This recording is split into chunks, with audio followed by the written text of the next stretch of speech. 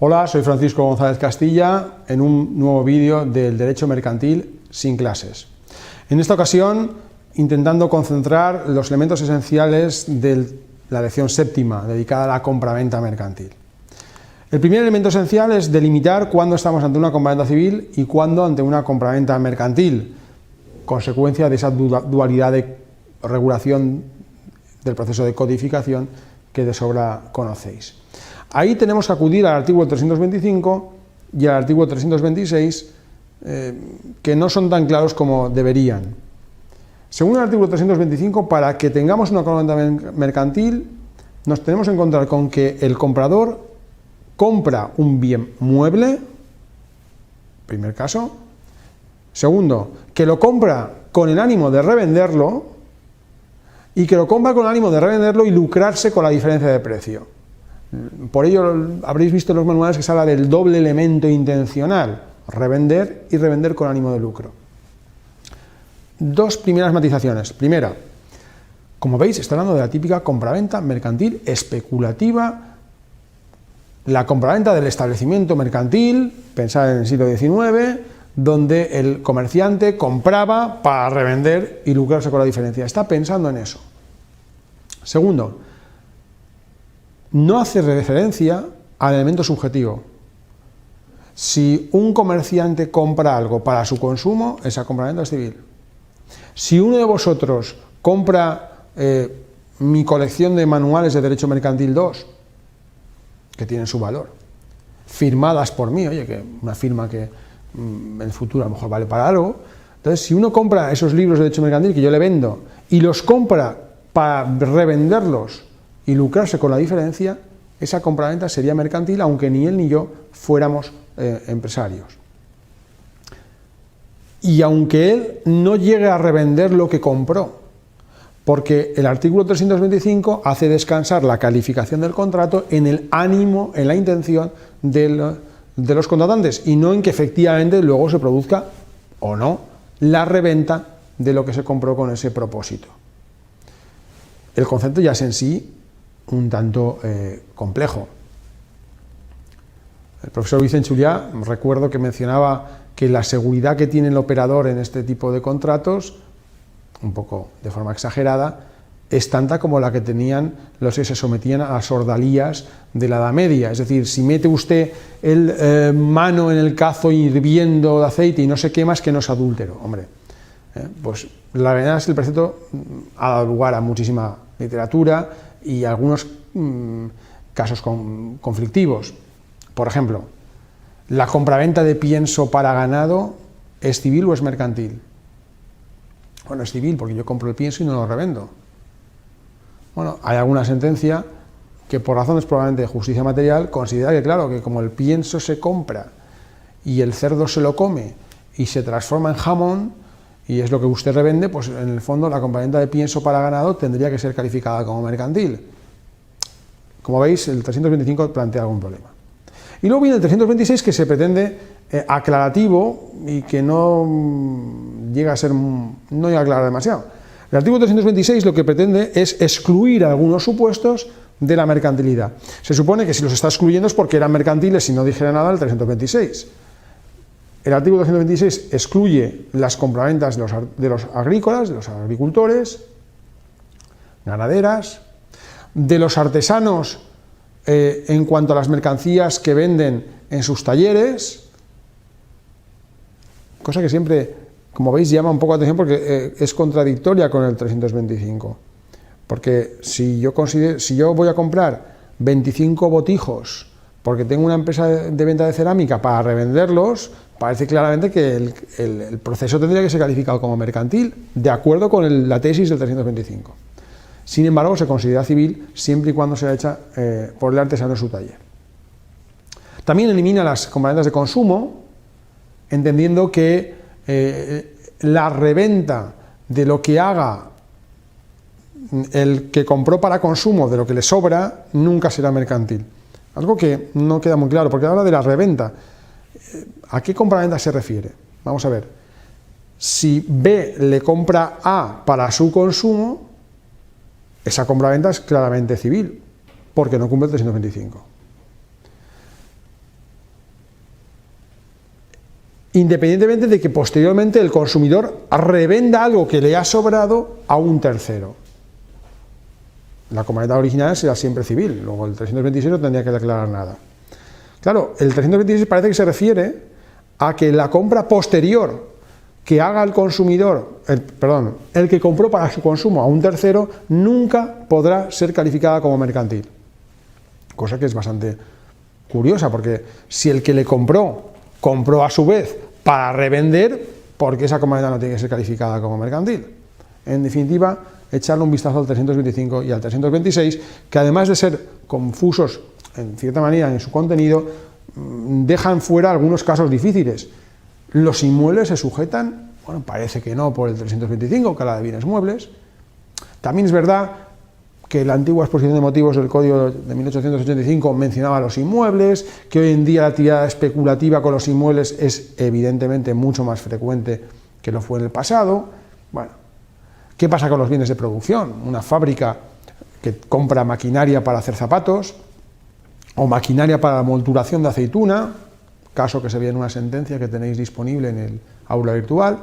Esos bienes que no son para revender, pero sí para ser introducidos en un proceso productivo, son comprados a través de compraventas mercantiles o civiles.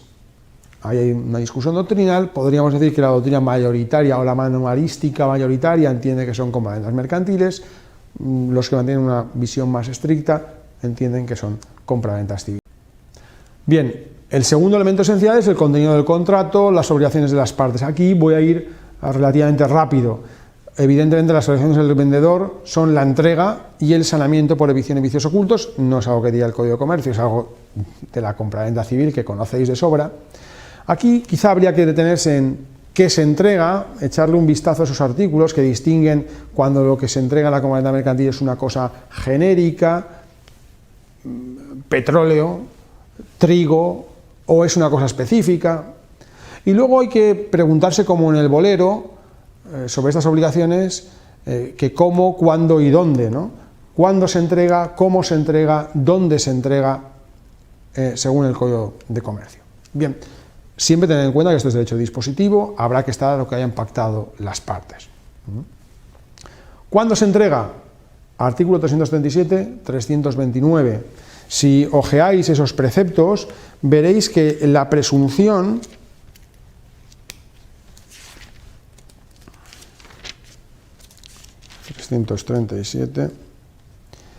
si no se hubiese estipulado el plazo para la entrega de las mercaderías vendidas, el vendedor deberá tenerlas a disposición del comprador dentro de las 24 horas siguientes al contrato.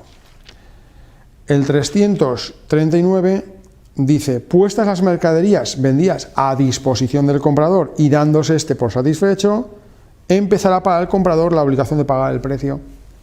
Luego parece que lo que está pensando es, desde la firma del contrato en 24 horas, primero se entrega y luego se paga. Nada, gustaría que se pactara otra cosa. ¿Cómo se entrega? Luego me referiré a este tema al hablar de un elemento importante que es la transmisión del riesgo a la compraventa mercantil. Pero el cómo se entrega tiene una cosa peculiar en derecho mercantil, que es que la entrega, o mejor dicho, la puesta a disposición es equiparable a la entrega. Como sabéis, en nuestro derecho privado, en derecho español, el contrato de compraventa no transmite la propiedad, surgen obligaciones, la principal para la parte vendedora entregar la cosa, para la parte compradora pagar el precio, ¿no? Y solamente con la traditio se perfecciona, se consolida la adquisición de la propiedad por parte del comprador.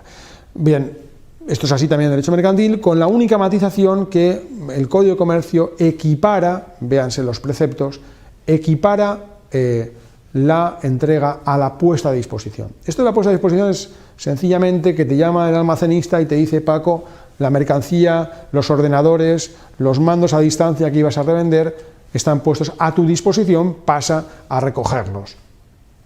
Eso equivale a la entrega en derecho mercantil. ¿Dónde se entrega? si leéis el artículo 339 y algún otro precepto, la presunción del código es que la entrega se hace en el domicilio del vendedor, porque los gastos de extracción parece que los tiene que pagar el comprador y se puede entender que la puesta a disposición, la entrega, es en el lugar de venta. Lógicamente, el contrato dirá, el contrato puede decir que se entregue en Cuenca, en la fábrica del comprador. Hay que ver lo que se diga expresamente. Siguiendo con los derechos y obligaciones de las partes, este es el régimen del saneamiento. En el régimen del saneamiento sí que habría que distinguir, con la lectura de los manuales, un par de temas que quiero que os detengáis. El primero es distinguir cuando la cosa comprada en la compraventa mercantil tiene vicios, defectos, vicios, el vino está picado, defectos de calidad, por ejemplo, se contrató recibir vino valenciano de crianza y lo que se entrega es vino joven, que no ha tenido la crianza, la maduración que se pactó. Bueno, pues ahí el vino no es que esté malo, el vino no cumple los requisitos de calidad, ¿no? Habrá que ver. Cuando hay, digo, vicios, defectos de calidad, de cantidad, y cuando hay lo que la jurisprudencia entiende o llama aliud pro alio. Es decir, cuando hay unos elementos de tal gravedad que suponen la entrega de una cosa distinta de la que se pactó. No es que lo que se me entregó tenía defectos, en cuyo caso hay que ir al régimen de los artículos 336 y 342, sino que esos defectos hacen que la cosa no sirva para lo que se pactó y por tanto no obedece al contenido del contrato. Este tema no es nada baladí, porque los plazos de reclamación, la prescripción de las acciones es muy distinta.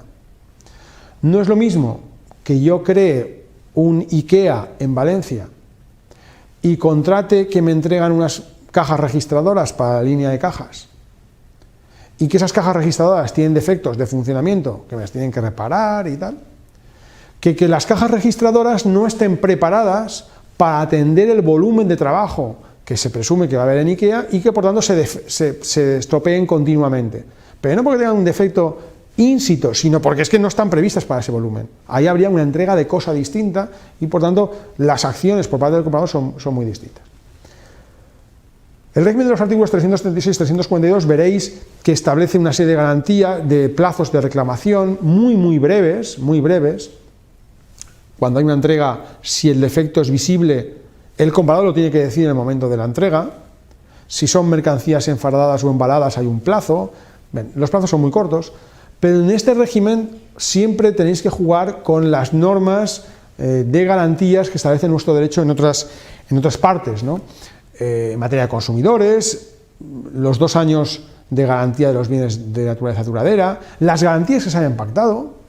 A lo mejor es una compraventa mercantil de una fotocopiadora para mi empresa y la empresa que me suministra la fotocopiadora me concede una garantía de 5 años de cualquier defecto que tenga la máquina. Bueno, esa garantía es suplementaria al estricto régimen que establece el Código de Comercio. Bien, siguiendo con las obligaciones de las partes, las obligaciones del comprador son pagar y recibir la mercancía. Sobre obligación de pago, quiero que dediquéis un esfuerzo a estudiar el régimen de morosidad en el pago a proveedores, porque es un tema crucial en las compraventas mercantiles. No está en el Código de Comercio. En nuestro derecho se reguló primeramente por la Ley de Ordenación del Comercio Minorista, el artículo 17, que se dedica al pago a proveedores, y después tenemos una normativa posterior en materia de morosidad, que es la Ley 3/2004, una ley muy importante, a pesar de que se suele decir incumplida sistemáticamente. Bien, ¿de qué estamos hablando? En cuanto al pago del precio, lo que dice el Código de Comercio, léase el 339. Pero ¿cuál era el problema que teníamos en España?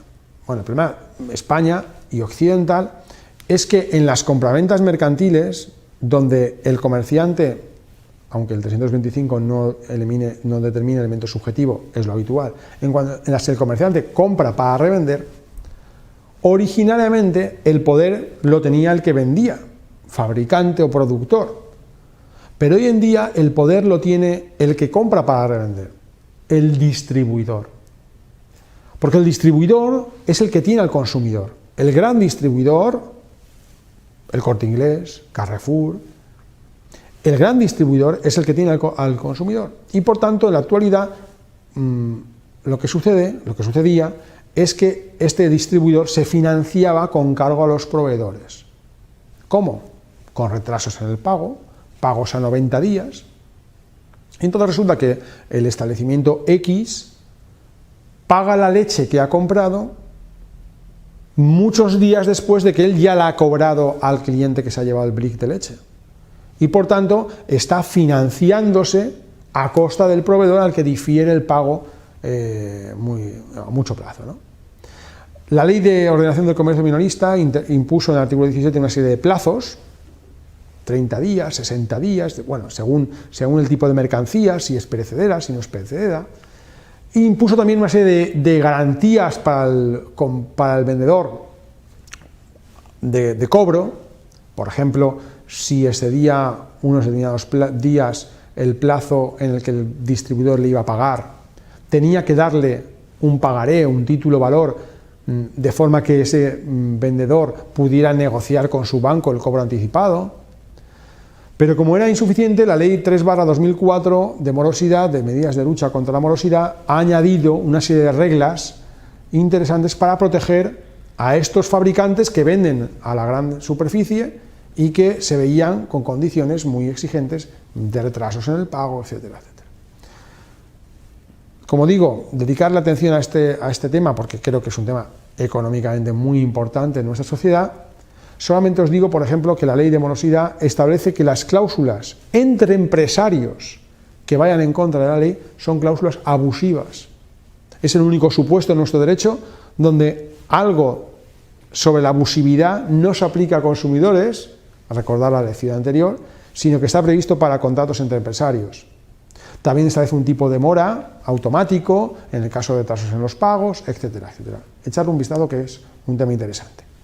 Y luego la segunda, la obligación de recepción.